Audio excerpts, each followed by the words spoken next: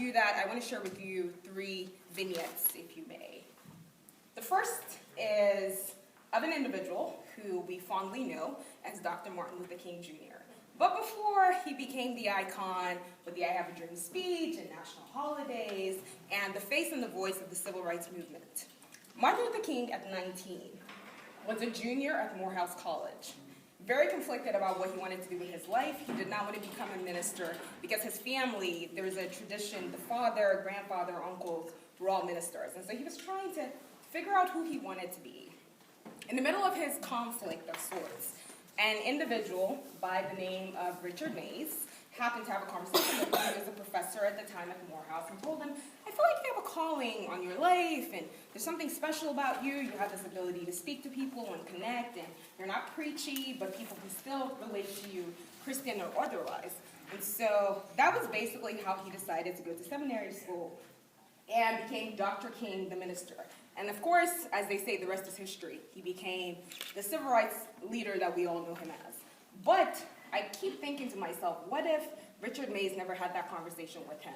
What if Dr. King decided to become a doctor or a teacher, whatever the case may be, and then find his passion in life? Okay, let's talk about a second individual. This one I find personally very interesting. It's Michael Jackson.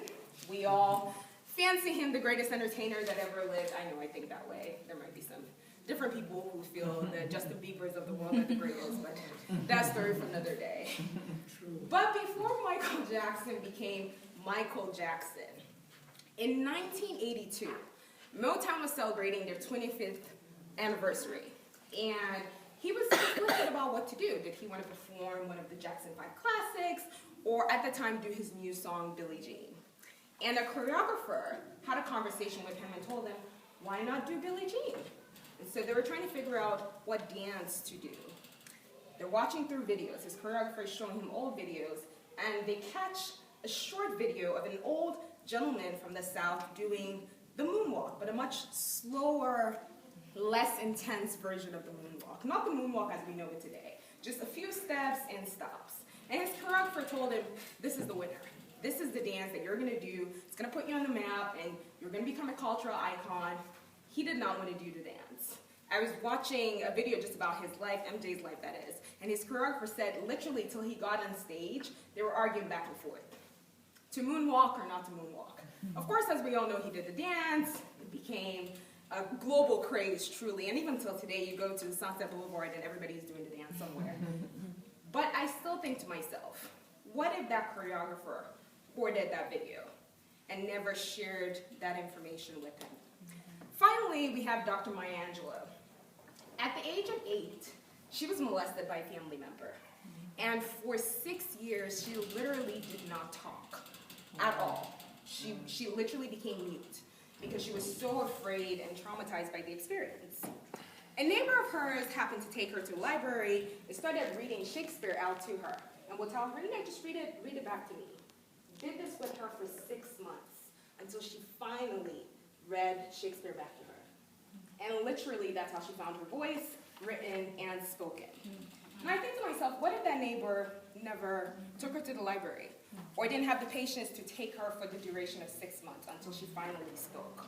What all those stories have in common is that somebody was invested in the success of another person and wasn't too concerned about their own success, but were so invested in someone else. And truly, that's what mentoring is. It's not a dramatic situation. You don't have to be in the school of mentoring. All it is just being invested in the success of someone. In fact, my favorite definition of mentoring is finding a relationship that helps you bring out the best and highest use in a person.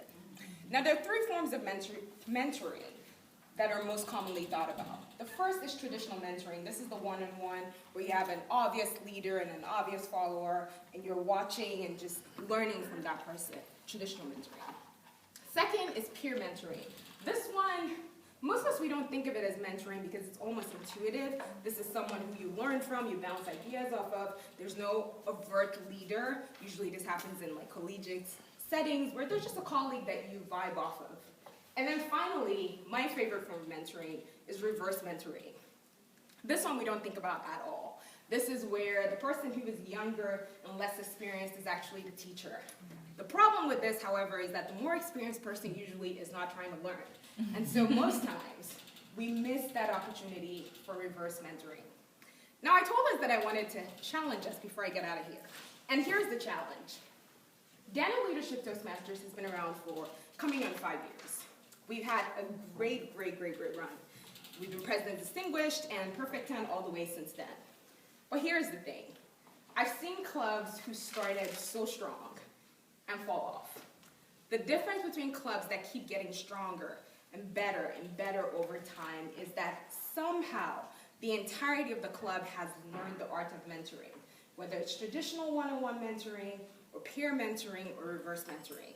So, my challenge to each and every one of us is look the person next to you, look them in the eye, it's okay, it's a safe space, and make a commitment that the next time you speak, you evaluate your time, or do any role, you will make sure you give it your all, so that that person can be their highest and best self. Thank you.